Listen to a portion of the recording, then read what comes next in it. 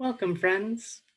I'm Bobby Trice, the Program Assistant for Quaker Outreach here at the Friends Committee on National Legislation. I'm running technology for tonight's event. Tonight, as you all know, we are gathering for Peace Talk, a conversation between two well-known friends with concerns for peace building, Nozizwe Madlala-Routledge and Bridget Moix. First, let us just share in a few moments of grounding silence.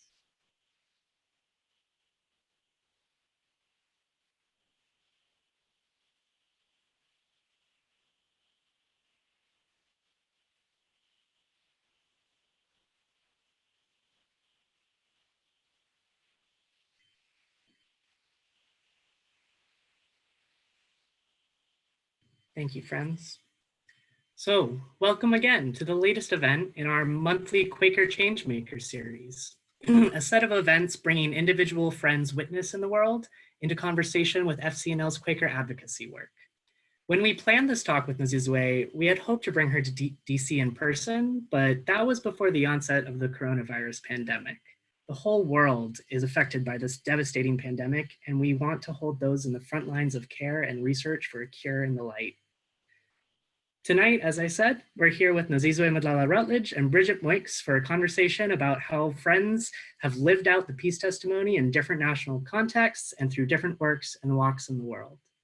Bridget and Nozizwe will share in conversation about their experiences and perspectives for about 20 minutes, and then we'll open it to the floor for questions from those attending tonight's event. So as we get settled and just wait for other attendees to tune into the webinar, I wanted to draw your attention to just a few technical features of Zoom in this webinar. So of course, as people are already doing, you can interact with us using the chat function. It's great that people are introducing themselves and saying where they're tuning in from. Keep it up, keep it up. You are also welcome to submit your questions in the chat. If you have any questions for our panelists, we will have that Q&A portion later, and I'll be keeping track of those so that we'll have a period where I direct those questions to the panelists. We just ask that when you do submit a question in the chat for panelists, please include your name, your location, and your meeting or church affiliation if you have any, so that we can introduce you along with your question. Thank you so much, everyone. Now I'm just going to introduce our panelists tonight by reading their bios. So, Nozizwe Madlala-Routledge is a remarkable South African friend, peace builder, activist, and policymaker. She is perhaps the only Quaker and pacifist to have found themselves second in command of their country's defense forces. Nozizwe has served as Deputy Speaker of the National Assembly, Deputy Minister of Defense, and Deputy Minister of Health of the Republic of South Africa. As Deputy Minister of Defense, she challenged the understanding among the military that if you want to achieve peace, you must prepare for war with, if you want peace, prepare for peace. Through and beyond her government work, Nozizwe has worked on issues of apartheid, women's rights, sex trafficking, and HIV/AIDS. She currently serves as friend in residence at Haverford College, where she earned an honorary degree. This spring, she is teaching a semester course on transitions to peace after violent conflict. Bridget Moix, our discussion moderator, serves as Peace Direct's US Executive Director. She has worked for 20 years on international peace and conflict issues with a focus on foreign policy. Bridget holds a PhD with George Mason University's School for Conflict Analysis and Resolution. She spent 9 years lobbying on US foreign policy and peace issues with the Friends Committee on National Legislation, where she developed and led the Peaceful Prevention of Deadly Conflict program. She is a member of Friends Meeting of Washington and currently serves as FCNL's assistant clerk. She has also worked with the Quaker United Nations Office, Oxfam America, American Friends Service Committee, and the World Policy Institute. She also worked in Cape Town, South Africa, with the Quaker Peace Center, where she first met Nozizwe. And with that, I'll turn it over to our discussion moderator, Bridget Moix. Welcome. Great, thank you so much, Bobby. And you didn't include in my bio, I worked with the Casa de los Amigos, and I see that friends from Mexico are here as well. So welcome, friends, welcome everyone. It's wonderful to be with you all. I'm Bridget Moix, and I am thrilled to facilitate this conversation with my friend and one of my sheroes, Nozizwe Madlala-Routledge.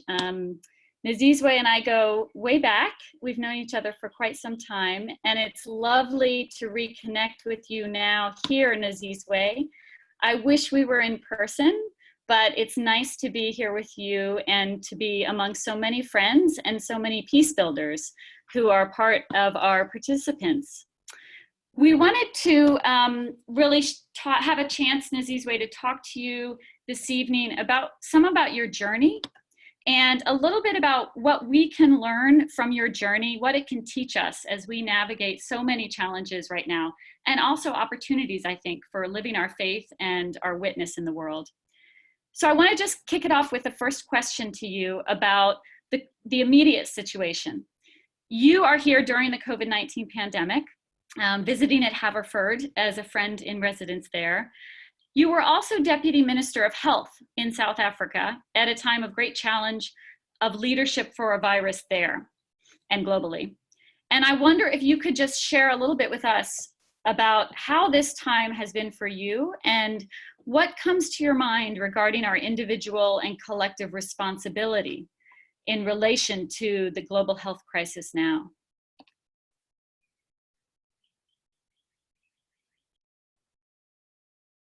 Oh, you're still muted, Nozizwe. Yes, thank you, Bridget and Bobby, for that introduction. Good evening, friends. I'm so happy to be among you, even though I can't see you. I'm sitting here in Philadelphia at Haverford in this beautiful place.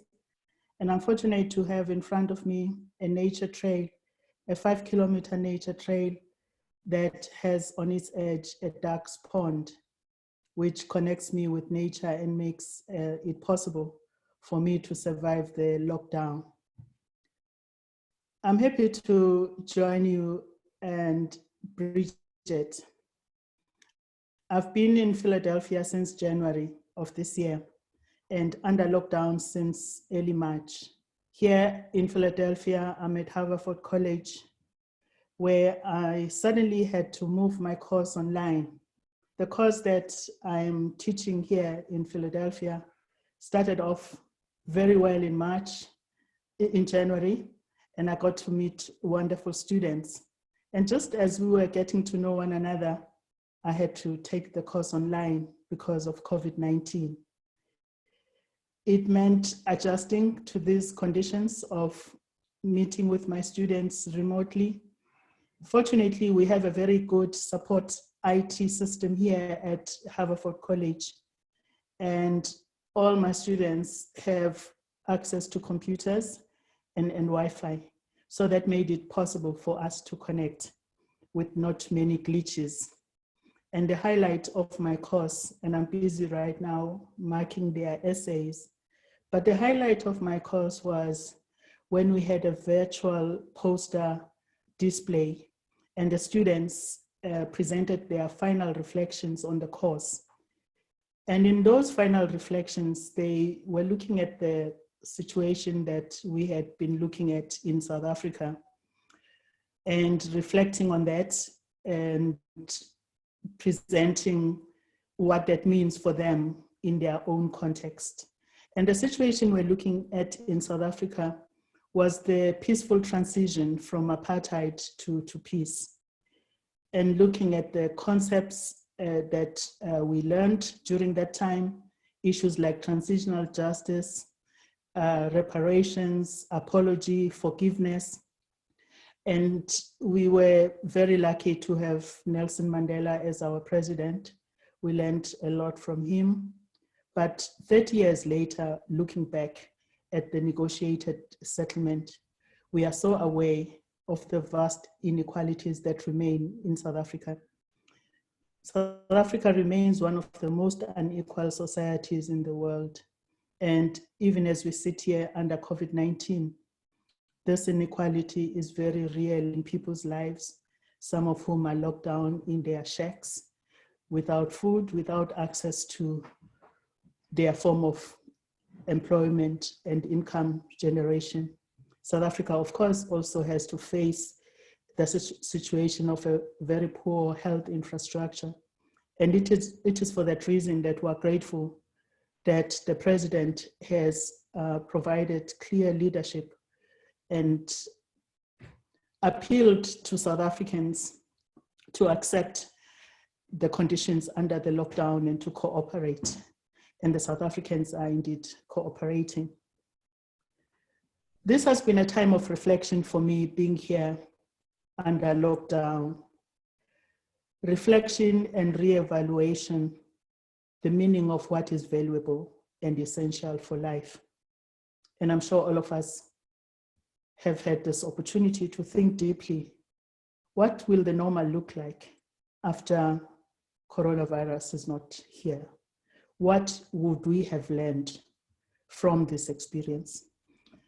And I was listening to a speech in the UK Parliament, in the United Kingdom Parliament by Jeremy Corbyn, who himself was reflecting on what this virus has taught us.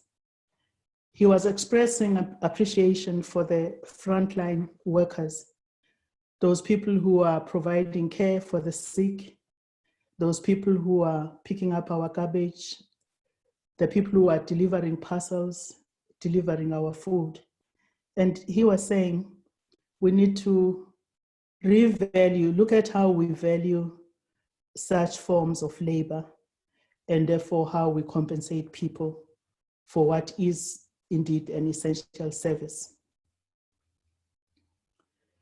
The coronavirus pandemic has presented untold human catastrophe that we are yet to comprehend. As the numbers of those infected and died continue to rise and shock, we need unprecedented leadership and collaboration across nations and across professions.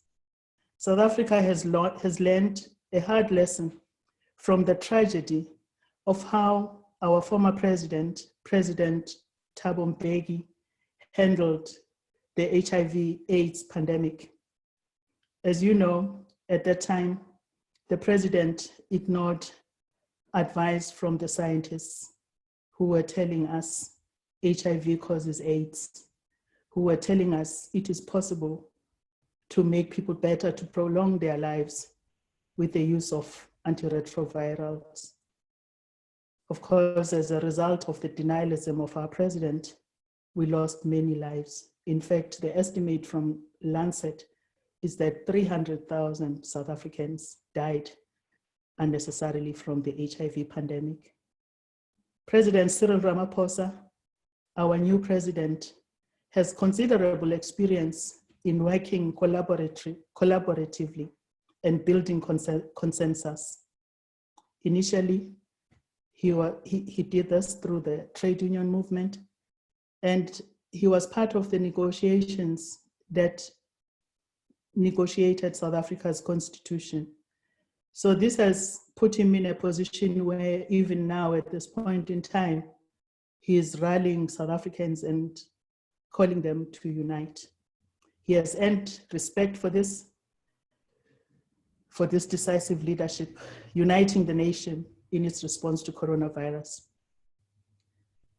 Andries du Toit has called for a broad-based health movement to combat the virus.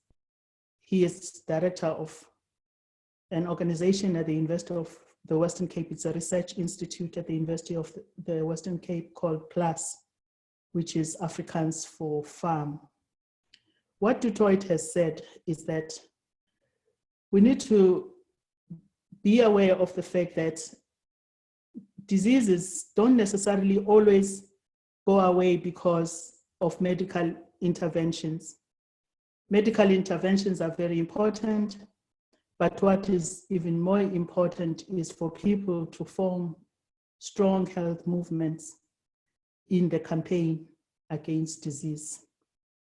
He cites the example of the Treatment Action Campaign in South Africa, which is a campaign that united to demand scientific treatment for people affected by HIV/AIDS.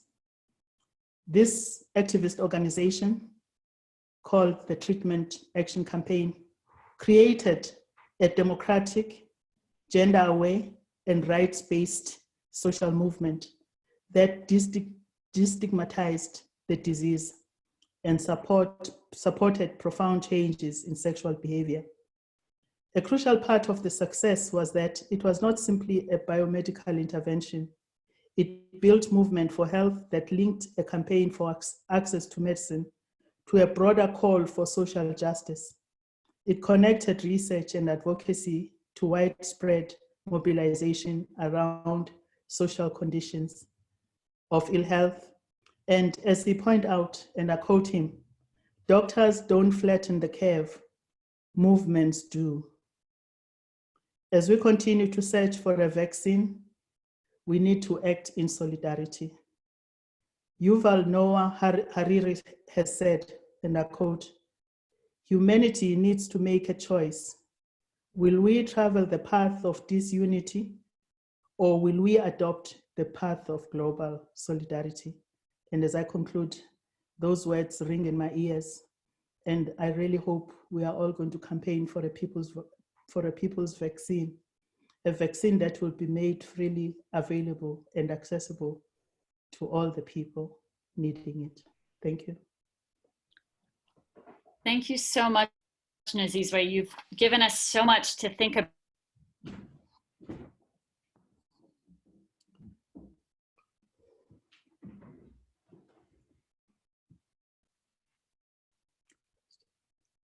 The critical, eternal question, and the power of movements and the need for people's movements right now, and this idea of global solidarity and how do we engage ourselves and others in that movement.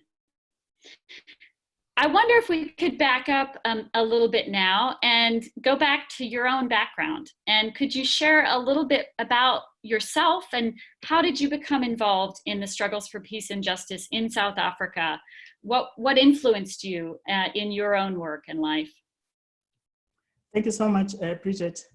As you know, and you visited South Africa, South Africa has a history of division based on racial discrimination, which had become institutionalized. There was also deep repression at the time I was growing up, when people's movements had been banned, the leaders had been imprisoned or exiled. So as a young student, I went to Inanda Seminary, a high school, a boarding school founded by the American Board Mission.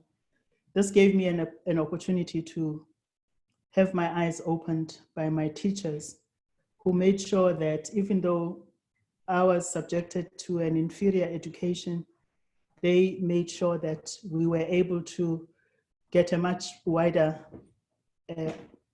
perspective on issues such as politics. One of the things they did was introduce us to the Black consciousness movement. And I'm very grateful for that, because it was through my school that I met Steve Biko. So when I went to university, I joined the South African Students Organization. And at that time, universities became the battleground where students organized against Bantu education, against poor facilities at the universities. And at one particular point, we joined in with the University of the North, where the students were protesting against the university, closing off the university from the parents to attend graduation. So this was my early introduction into politics.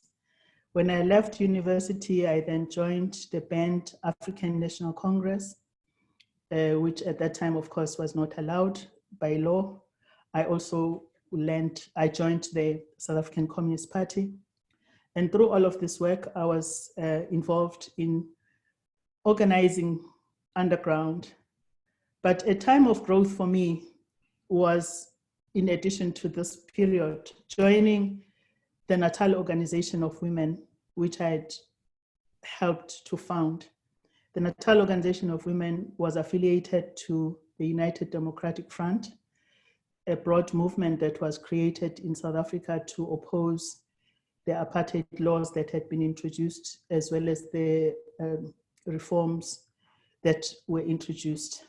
The UDF organized a mass movement of South Africans from across the color line, workers, women, youth, students, into a broad-based movement called the Mass Democratic Movement, which in fact constituted what we refer to as people's power. So I have the experience of being part of this movement, which in my view demonstrated the power of unity when people work together on an issue. So even though we were faced with a very strong and powerful regime, the apartheid government, we were able to put so much pressure non-violently by protesting, by marching, by organizing the people, to the extent that towards the end of the 80s, the government had become so ungovernable, as that's the term that we used. And we think that was part of the reason that the government decided to unban the organizations, the people's organizations, and release Mandela. So that was my experience. I learned a lot from being part of the people's movements. Thank you so much. And if I could just carry on maybe with a little bit more of your journey, because my time, you mentioned I was in South Africa briefly and worked with the Quaker Peace Center, which your partner Jeremy Routledge was running at the time, and he's with us here tonight as well. And at that time, you had actually just recently received the call to serve as the second in command of the Ministry of Defense in South Africa. A Quaker, a woman, an anti-apartheid activist, now at the helm of a country's military. Could you share, I remember you sharing a little bit about the story of how you decided to accept that call, and then a little bit about the work you did to translate your Quaker values in that role. Thank you so much, Bridget. I was surprised actually to get the call to serve as Deputy Minister of Defense, because one of the things that I'd done in the late 80s was join the Religious Society of Friends, or Quakers. And I was very open about my opposition to violence of any sort. So I was surprised when I got this call. And initially my reaction was, they've made a mistake. They are looking for somebody else. And that's what I told them. I said, I'm not Nozizwe, I'm Nozizwe, because there's somebody else that I used to be confused with called Nozizwe. And they said, no, it's you. We want you to be our Deputy Minister of Defense. So after a short reflection on this and consultation with my family, I decided to accept, and I'm grateful for that support from the family. I decided to accept, and part of my reason to accept was, okay, so South Africa is in the process of trying to change our society. We are trying to transform not only our laws, but also the institutions of power in our country. And the defense was one of the South African National Defense Force was one of the most powerful instruments that was used for repression in South Africa, not only for South Africans, repressing South Africans, but also attacking our neighbors in Mozambique, in Botswana, in Zambia. So this was a challenge for me to enter this institution, but I was entering this job with the knowledge that I had the support not only of my party, the ANC at the time, my parliament, but also Quakers who were my home base in terms of my spiritual life. Quakers, of course, were divided on my appointment, and we had a very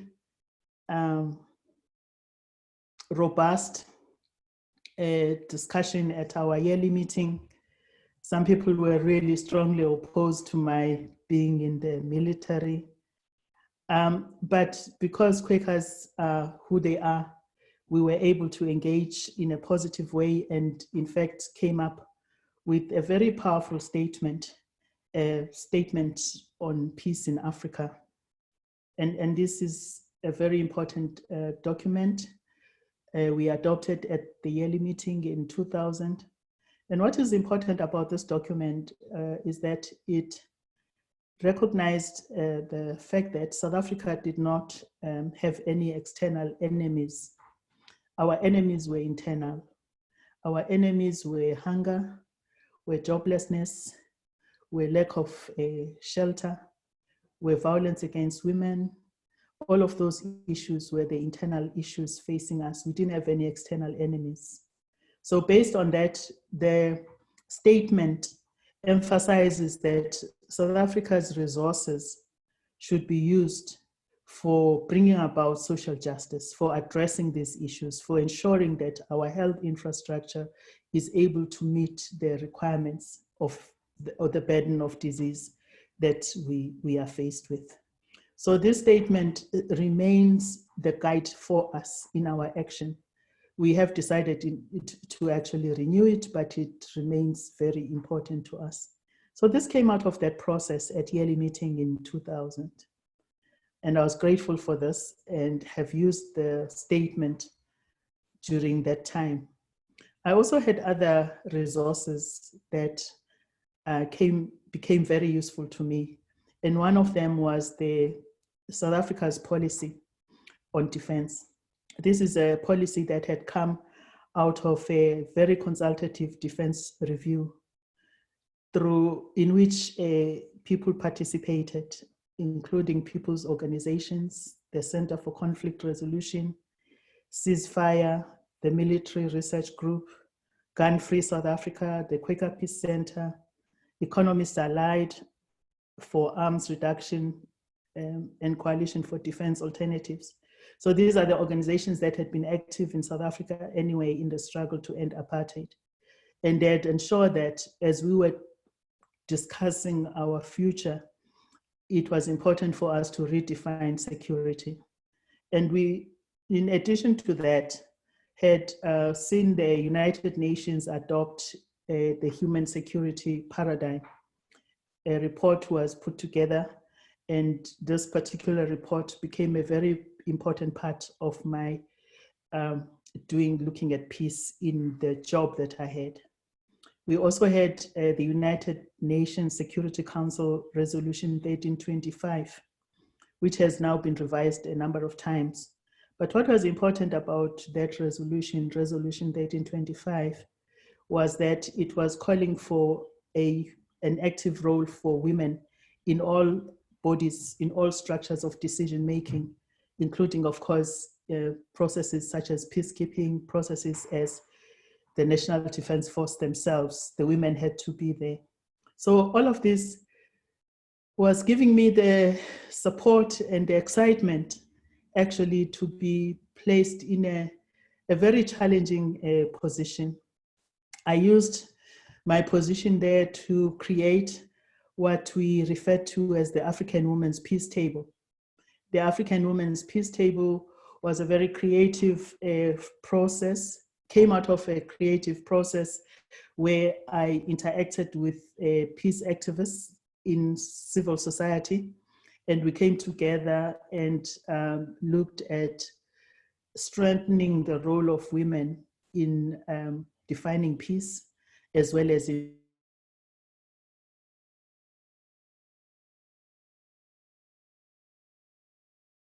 women in the Department of Defense. In fact, presently, I believe they constitute 30%. I must say that initially, though, I had hesitated about bringing women into a military institution.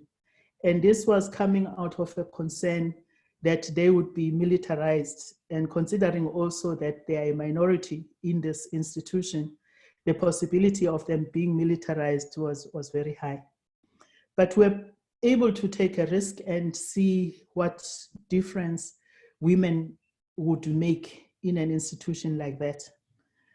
I feel good that through this activity, through this participation, we were able to question, to interrogate the priorities that the Defense Force was putting forward. We were able to look into the budget to make sure that the Department of Defense was contributing to the reconstruction of South Africa.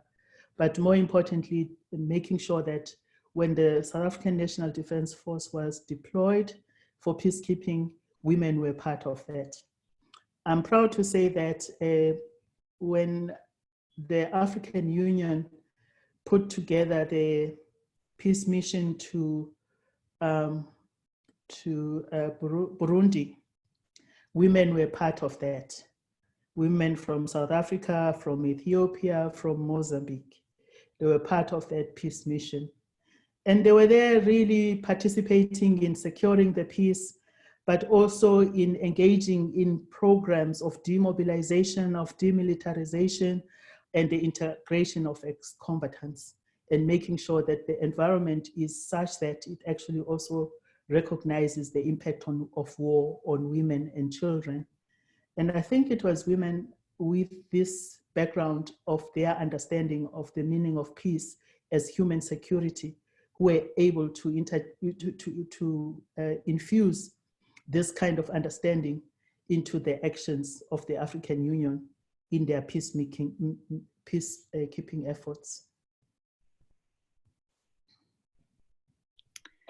Thank you so much, Nozizwe. I'm just reminded by how much your leadership influenced me and what a remarkable impact you've had. And also just the example that you and the experience in South Africa has for us of thinking about the role of Quaker faith in policymaking and the idea of a government creating a security policy around human security. You know, here in the US, we're still dreaming and striving for that. So there's so much we can learn.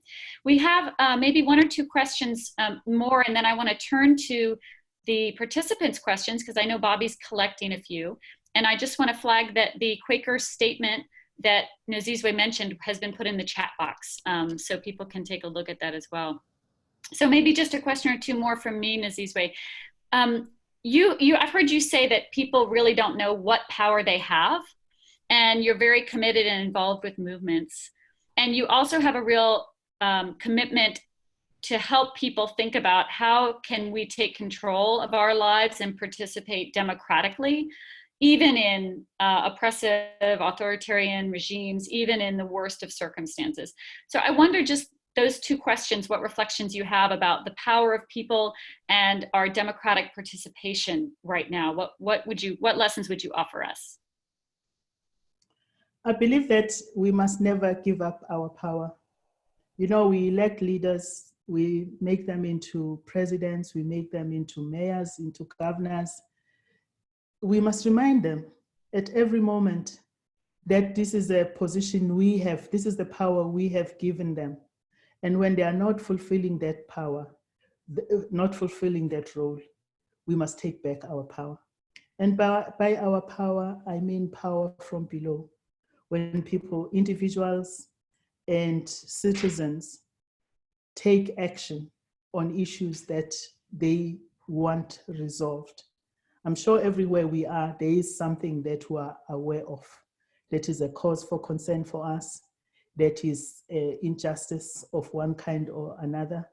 Even as we think about COVID-19 and look at who's dying, I think these are some of these issues that each one of us need to think about, reflect on, and decide, what shall I do? What will be my contribution?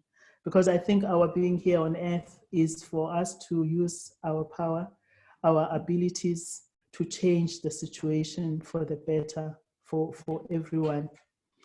In South Africa, we learned from this united action that we could bring down a powerful regime. Social movements have a very important role in giving people the hope. Sometimes when you sit alone in your house, you don't think you can actually change anything. And sometimes even just joining and being part of a march can change how you feel about yourself. And that can inspire you to join in with others. Just wearing a t-shirt is a very important part of that affirmation of your power. But the most important thing is that I think it is in unity that we're able to change things. But I don't want us to wait until there's a social movement before we can take any action. And I want to bring to mind the hashtag #MeToo movement. This movement was started by a single individual who saw there's something wrong here and wanted to raise awareness, in particular about sexual violence that people are exposed to. The #MeToo movement today can claim its victory in that it was able to bring down 201 men who were in positions of power. I got this statistic from the New York Times of October 2018, that it wasn't only Harvey Weinstein who the #MeToo movement was able to have prosecuted. There are many other men who otherwise had not thought, they thought they were beyond reach, they thought they were so powerful. And it was through this movement that today we know Harvey Weinstein is behind bars, serving a 23-year sentence. Had this one woman had not stood up, had not had the courage to mobilize others using social media, using any means available to us. And in fact, today, we're very lucky that we have these instruments that we can use, social media. Before, you had to actually have stand on a platform, have a poster, have leaflets, all of those things, which are still very important today. But it's not always possible to have access to those resources. Yet, with the use of social media, we can change so many things. So I'm really encouraged when I see movements coming up. In South Africa, we had the Rhodes Must Fall movement, we had the Fees Must Fall movement, and these are recent movements of young people saying, decolonize our country, give us free tertiary education, and they succeeded. So those to me are examples of how we can use our power individually and collectively. Thank you so much. That's so encouraging. On that note, Bobby, I think you've been collecting a few questions from participants. Yes, I have. And thank you so much, friends, for sharing your questions in the chat. Our first one comes from David Hartso, who asks, what do you see as the steps needed in the US and South Africa to address the terrible inequality and build a just and democratic society for everyone? And a quick note here, actually, 2 audience members collaborated to expand this question to cover both the US and South Africa. And that was Eileen Raymond from Canton, New York, Unitarian Universalist Church of Canton. What do you see as the steps needed in the US and South Africa to address the terrible inequality and build a just and democratic society for everyone? Thank you so much. That is such an important question. I reflect on this, and I think with the COVID-19 situation, the inequality, the deep inequality has come to light, economic inequality. And one of the things that I appreciated at the beginning of the lockdown was people who are in parliament or in positions of power offering a portion of their salary in order for the person who has no food to have food on the table. I think the inequality that we have in the world, and particularly the 2 countries, my country, South Africa, and the United States, can be addressed with a different kind of leadership. I think our economic situation in both countries has such that it has created vast wealth inequalities where some people are earning way more than other people. In South Africa, we have huge unemployment, and partly this is because of the economic system that we have in our country. I think similarly in the US, although unemployment is lower, I think it's going to grow now with COVID-19. Wealth disparities continue. So I think the work that FCNL is doing and other organizations here in the US are doing, putting pressure on Congress, putting in laws, these can begin to change the situation. The policies need to change. I think, as some people have said, we cannot go back to the normal of the pre-coronavirus, because we can see how vastly unequal our society is and how it impacts, this inequality impacts on lives and people's survival.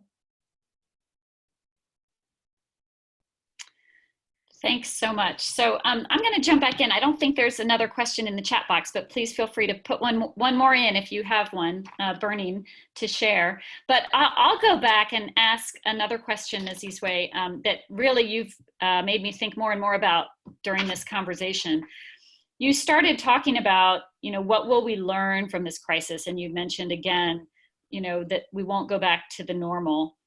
And I wonder, as you think, as a person, as a Quaker of deep faith, and someone who's been involved in policy making, involved in activism, in movements and supporting others to build a more peaceful and just world, what do you see, if you can look beyond the crisis or through the crisis that we're in right now, what do you see as the future for Friends and our work?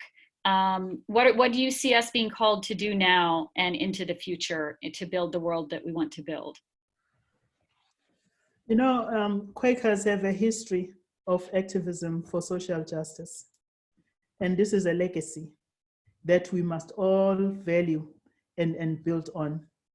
I think at this time, our focus should be to strengthen that work that has been ongoing for years.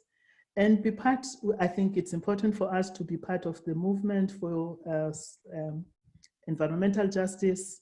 Already this work is happening. I'm pleased to hear that Walter Sullivan has joined us, who brought me here to Haverford, and he's very much involved in this work. I think we need to grow and develop this work because, in fact, what the Environmental Justice Coalition is showing us is that there's a better way of us as humans of relating to the earth in such a way that, in fact, each person would have a better survival rate if we all cared for nature. I think that we have already seen how the way the resources are shared is causing so much hardship and inequality. I think Quakers can continue to put pressure for a more just economic system. One of the things that I'd hoped to do, and unfortunately because of COVID-19 I can't, I wanted to visit a memorial site of a person that I was introduced to, a Quaker, John Mullman, who had looked at the issue of economic inequality and had come up with a very strong proposals for a more just economic system. I think as a Quaker, this was very important when he brought this up, and we should revisit his proposals and spread these ideas, infect people with these ideas of a more just and a fair world. Thank you so much. I think that the chat box is now very active. Bobby, do you want to bring us some more questions? Yes, absolutely. It is quite active now. Ruth Ann asks, did South Africa give basic human rights to corporations? And what do you see as needful for the US reversing this perversion of rights without responsibilities? A question, again, getting at the perverse social and economic inequality that we see in the US. This is a very interesting question, and it has come up in my discussions with the students when we're looking at reparations in South Africa following the negotiated settlement. And one thing that stood out very strongly is that the part of getting reparations for the harms of forced labor, prison labor, all of those issues that in fact were part of building up our economic system in South Africa was neglected by the South African Truth and Reconciliation Commission, as well as the South African government. We were thinking that there is a need for corporations to contribute towards the reconstruction and the reparation of South Africa, having gained from the labor of having gained from Black labor. This is something that I know in the US has been discussed. I think we can continue to have that discussion, but more importantly, it's always very good when this action is voluntary. So if we can pressure corporations to volunteer some of their wealth, particularly as it is through some of their policies, their exploitation, that we have a situation of such inequality. This is work that I think we should continue to do. Of course, some people in South Africa have called for a wealth tax. This is an option that I think needs to be explored, particularly again, considering the fact that some people have got so rich from a situation of inequality. So these are some of the considerations. I think Desmond Tutu in particular, having led the Truth and Reconciliation Commission, has been calling for a wealth tax. And I think at this time, especially considering how the inequitable access to infrastructure is impacting on people. I mean, think about lockdown in a shack. What does it look like with 6 or 8 or 10 other people? It just is not workable.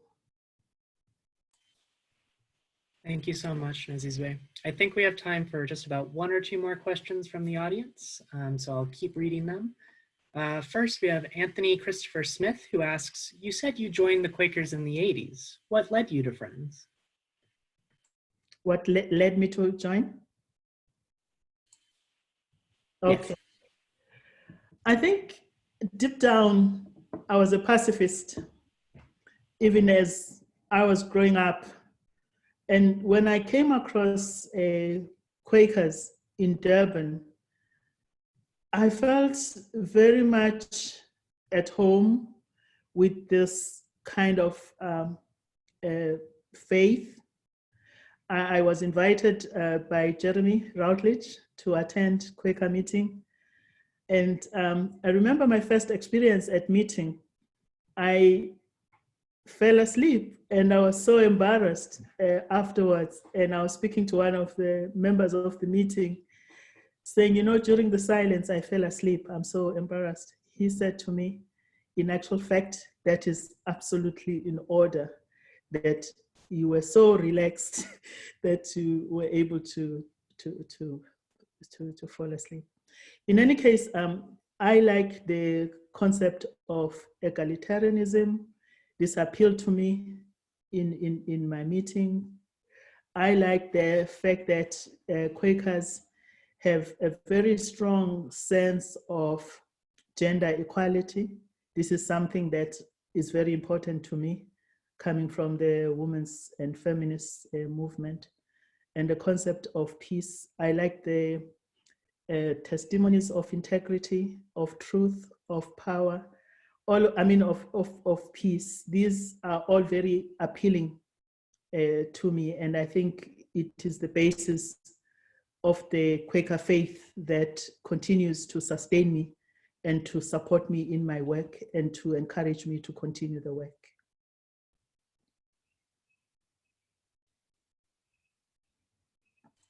Great, thank you so much, Nozizwe. Maybe one last question from the audience, and then we'll let the panelists have some closing words. Let's see. Karen Putney from Tampa Friends meeting asks, living in the South, racism has been a fact of life since I was a child. We are seeing those whom we call white supremacists being empowered and more openly making threatening public displays. Friends in the US have led a rather peaceful life and have generally not had to choose a path that involves physical or, in general, ugly threats. We are not prepared to deal with these people and are not clear how our authorities might respond. I guess the question is, what skills, attitude, and faith do we need to proceed?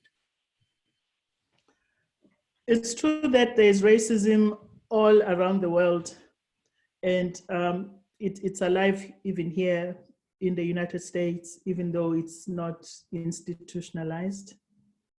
What I think should be very important in our minds, all of us, is the fact that it should not be allowed to continue. In South Africa, we have done away with the laws, the racial discrimination laws, but racism continues and a lot of work needs to be done. At a personal level, I think it's absolutely crucial that we should interrogate ourselves, how we see ourselves, how we relate to other people, what has put us into positions of privilege and advantage over others. Quakers, as I was saying earlier, come from a tradition where they emphasize justice and equality. I think that should be driving us to be active agents in our country, in our countries, in our localities, in our communities, to encourage people to do away with prejudice of any sort. And it's not only racism, it's homophobia, it's xenophobia. These are just human constructs that we all can change around, that we can all do something to remove. Thank you so much for engaging in a Q&A with the audience, Nozizwe and Bridget. Now I think we have some time for some closing words. So I'll pass it to Nozizwe first, and then Bridget, if you'd like to say any last things as well.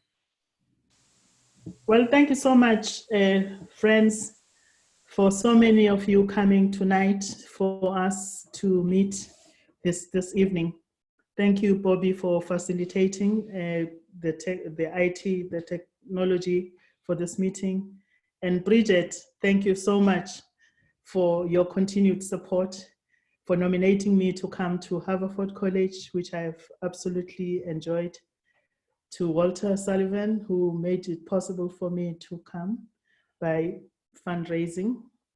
And also I want to thank Diane Randa for the work that you do at FCNL. We have a lot to learn from you. And hopefully when you come to South Africa, there will be that workshop that you've promised us, where you're going to be helping us lobby our government, continuing to advocate for more justice in my country. I want to thank the Quaker community, as I've mentioned earlier, worldwide, for the long-standing commitment to peace and justice. And I want to end on the Quaker, on the issue of Quaker spirituality, which is grounded in deep optimism. So even in this situation of hopelessness, of pain, of fear, I think we should be reminded of the opportunities that might arise out of this situation, for us to begin to change the world in which we live, for us to begin to relate better to one another. So I thank you very much for this opportunity to join with you.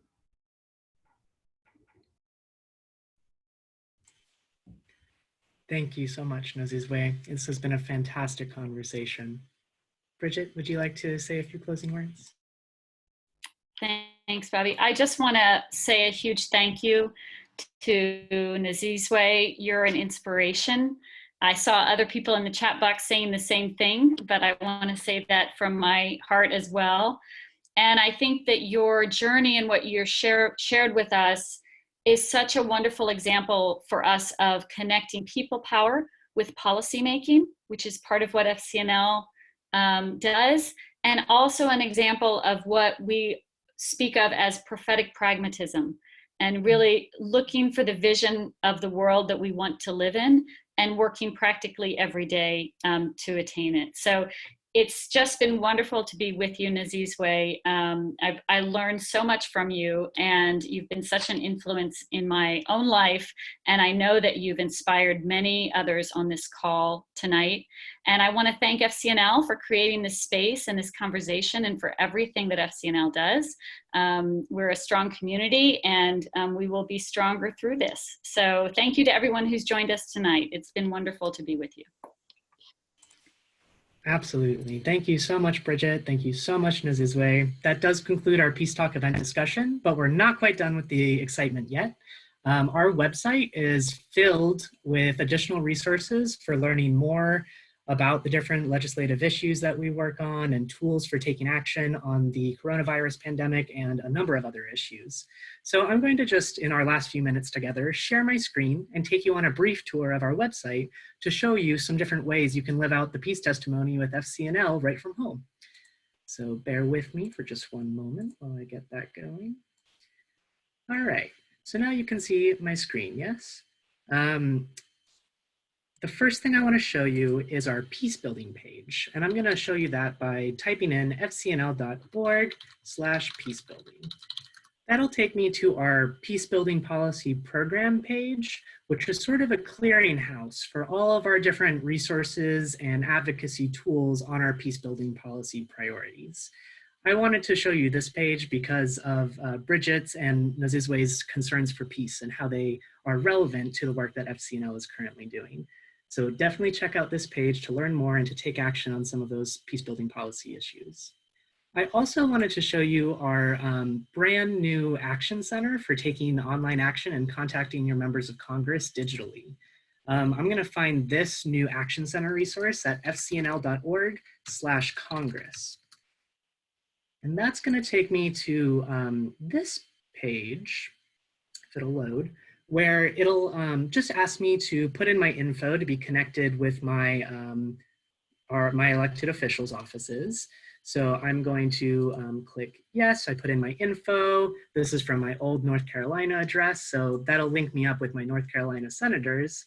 And then we have a number of different action alerts that we can fill out to send off to our members of Congress to urge them to take action on any of FCNL's legislative priorities. I'm going to focus on the first one right now, the most urgent: child hunger is rising, urge your senators to respond through COVID-19 relief. So I click on write, and that takes me to a call to action and a form letter with FCNL's talking points on this ask for Congress already written out. So this is a great tool because it's a template letter that you can just personalize a little bit yourself. And we know from Congressional Management Foundation research that the more you personalize a form letter like this, the more impact it has in changing your member of Congress's mind. So I'm going to just edit my letter a little bit about urging Congress to increase SNAP benefits to respond to the coronavirus crisis. I'm just going to change the subject line a little bit. And I'm also going to add a paragraph about why I believe that we should be increasing SNAP benefits right now as part of the coronavirus response. How as a Quaker and as a social worker, I believe that no one should ever go hungry. And that's a part of my connection to this issue. The more you can personalize a letter like that, the more impact it has. So after doing that, I'm ready to click submit, and that'll send these letters automatically off to my representative and senators' offices, and I'll have joined over 10,000 other people taking action on this same issue. That's powerful. That is how we can make some serious change happen. Now, the last resource I wanted to show you is our brand new guide to virtual lobbying. In this era of COVID-19, we can't really roam the halls of Congress, so we've adapted to doing our lobbying by phone and by teleconference. And we want to share that work and those resources with you so that you can join us in this work. I'm going to find this guide by going to fcnl.org/virtual lobbying. And I just want to highlight a few things here. First, if you're interested in doing virtual lobbying, you can fill out this form right now, and one of FCNL's expert lobby trainers will be in touch with you to give you some one-on-one coaching to go on a virtual lobby visit. We also have these regular Learn to Lobby in 30 Minutes trainings about I think on Tuesdays every other week right now. Our next one is actually next Tuesday. So if you're interested in joining a brief call like this one to learn how to lobby virtually, that's your best bet. And finally, we do have an actual step-by-step guide. If you would prefer to just learn how to virtually lobby yourself, you can click on that guide in this article, and it shows you all of the steps of how to prepare and gather, how to make your voice heard, and how to follow up with the office after your visit is over. Thank you so much. I think that concludes my little web tour for this event. But I did want to say just one more time, thank you so much to all of our panelists. This has been a really great discussion. And thank you so much to our audience as well for participating with such energy and excitement. You know, together we can make change to bring about peace in our nation and our world and to respond to this crisis together. Thank you so much for tuning in, and we'll see you next time. Ever faithfully onward we go. Bye-bye, everyone.